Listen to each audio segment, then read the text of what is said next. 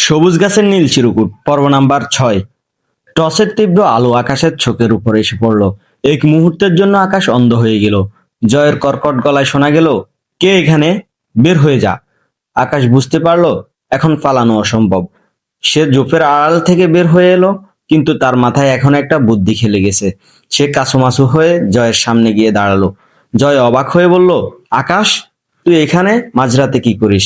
আকাশ কাঁপা গলায় বলল, জয় ভাই, মেজো কাকার শরীরটা খুবই খারাপ।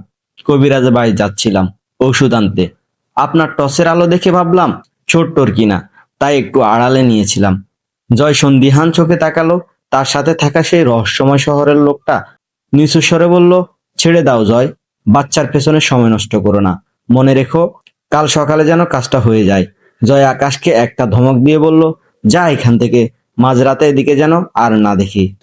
আকাশ ওখান থেকে দ্রুত পায়ে চলে এলো ঠিকই, কিন্তু সে আসলে জয়ের পকেটের থেকে পড়ে যাওয়া সে নীল খামটা অলক্ষে তুলে নিল। নিরাপদ দূরত্বে গিয়ে সে খামটা খুলল। তার হাত চাপছে খামের ভেতরে একটা দলিল আর একটা ছবি।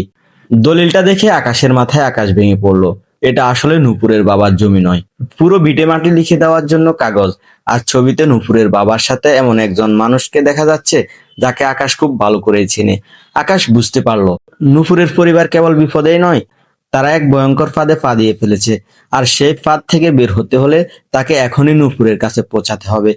কিন্তু পিছন থেকে কেউ একজন তার কাঁধে হাত রাখলো। আকাশের কাঁধে হাত রাখা মানুষটিকে, তবে কি জয় তাদেরকে ধরে ফেলেছে? আর ছবিতে থাকা সেই চেনা মানুষটিকে জানতে হলে দেখুন আমাদের আগামী পর্ব।